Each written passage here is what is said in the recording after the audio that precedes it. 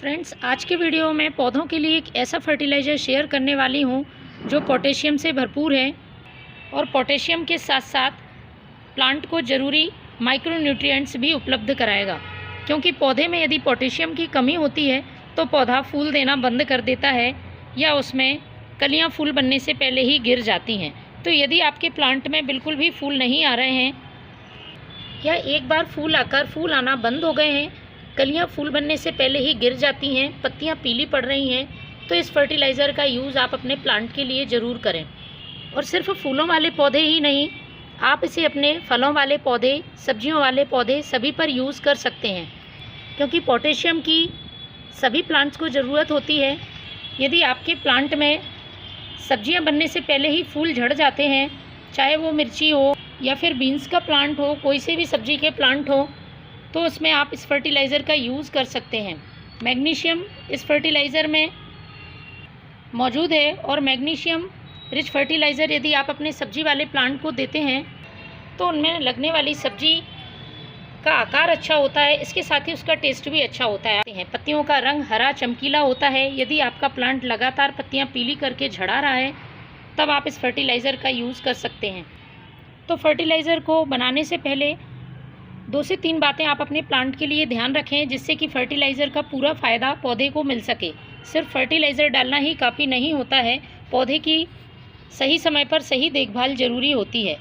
क्योंकि अभी मौसम बदल रहा है, सर्दियों का मौसम धीरे धीरे आने लगा है, तो प्लांट पे इंसेक्ट अटैक हो जाता है। इसलिए आपको सभी प्लांट्स पर नीम ऑयल का महीने में 1 बार स्प्रे ज़रूर करना है। यदि किसी प्लांट में इंसेक्ट लगे हुए हैं तो आप 15 दिन में 1 बार इसका स्प्रे कर सकते हैं। इसके साथ ही पौधे में यदि सूखे हुए फूल या ख़राब टहनियाँ हैं, सूखी हुई पत्तियां हैं, तो उनको भी आपको समय समय पर कट करते रहना है, जिससे कि प्लांट में नई ग्रोथ होती रहेगी और पौधा लगातार फूल देता रहेगा। देखिए मेरे अपराजिता प्लांट में कितनी ज़्यादा मात्रा में नई ग्रोथ चल रही है और पौधा लगातार फूल देता जा रहा है। तो आपको ये काम करना है। अपराजिता जैसे कई प्लांट होते हैं जिनमें कि फ्लावरिंग के बाद सीड्स बन जाते हैं, तो आपको उन सीड्स को भी यदि ज़रूरत नहीं है तो समय समय पर कट करते रहना है। क्योंकि यदि आप प्लांट में सीड्स लगे रहने देते हैं तो ये सीड्स मैच्योर करने में पौधा अपनी सारी एनर्जी ख़राब करता रहता है और पौधे की ग्रोथ रुक जाती है। अगला जो ज़रूरी काम है वो है मिट्टी की समय पर गुड़ाई। यदि आप चाहते हैं कि आपका प्लांट अच्छी तरह से लगातार ग्रोथ करता रहे और उसमें फूल फल आते रहें, तो आपको महीने में 1 बार मिट्टी की गुड़ाई ज़रूर करनी है। गुड़ाई करने से 2 से 3 फ़ायदे प्लांट को हो जाते हैं। पहला फ़ायदा होता है मिट्टी बहुत हल्की हो जाती है।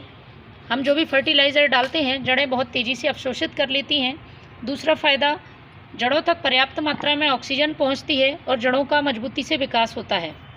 तीसरा फ़ायदा, यदि मिट्टी में किसी तरह के खरपतवार निकल आते हैं तो गुड़ाई करने से उनकी जड़ें नष्ट हो जाती हैं और खरपतवार भी ख़त्म हो जाते हैं। तो आपको ये काम भी ज़रूर करना है। चलिए अब शुरू करते हैं फर्टिलाइज़र बनाना।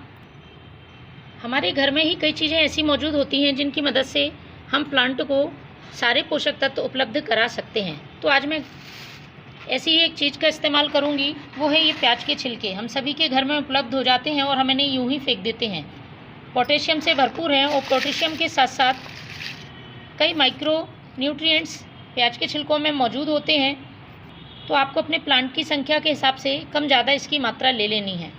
मैंने ये 2 मुट्ठी प्याज के छिलके लिए हुए हैं और इनको पानी में हमें भिगा देना है। 2 चीज़ों को मिलाकर मैं ये फर्टिलाइज़र बनाऊंगी। के साथ ही जो दूसरी चीज़ मैं इसमें डालूंगी वो पौधे में पत्तियां पीली होने से रोकेगा और यदि मिट्टी में किसी तरह के स्लग्स, स्नेल्स होंगे तो उनको भी ख़त्म करेगा।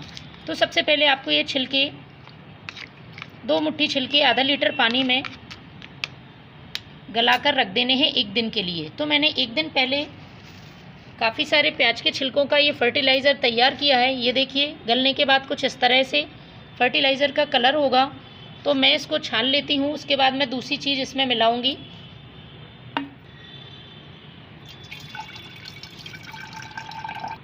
तो फ्रेंड्स मैंने इसे छान लिया है। छानने के बाद इसे हमें डाइल्यूट करना होगा। तो जितना भाग आप फर्टिलाइज़र का ले रहे हैं उसका 4 भाग आप सादा पानी मिला लें। जब भी लिक्विड फर्टिलाइज़र का यूज़ करते हैं तो उसको आपको डायरेक्ट अपने प्लांट पे यूज़ नहीं करना है। उसे पहले डाइल्यूट कर लेना है। अब इसमें मैं जो दूसरी चीज़ मिलाऊंगी वो है ये एप्सम साल्ट, जिसे हम मैग्नीशियम सल्फेट भी कहते हैं, और पौधों की पत्तियों को हरा रखने में, पौधे की अच्छी ग्रोथ के लिए और पत्तियों पर चमक लाने के लिए बहुत ही फ़ायदेमंद है। महीने में एक बार आपको अपने प्लांट के लिए एप्सम साल्ट का यूज़ ज़रूर करना चाहिए। तो मेरे पास है ये 1 से 1.5 लीटर फर्टिलाइज़र, उसमें मैं आधा छोटा चम्मच ये एप्सम साल्ट डालूँगी और इसे हमें अच्छी तरह से मिक्स कर लेना है। इसके बाद आपको अपने प्लांट की सॉइल में पॉट की साइज़ के हिसाब से डालना है। तो महीने में एक बार इसका आप अपने प्लांट के लिए ज़रूर यूज़ करें। आप देखेंगे आपके प्लांट भी बहुत अच्छी फ्लावरिंग कर रहे हैं और उसमें फल सब्जियां भी अच्छे बन रहे हैं। Thank you.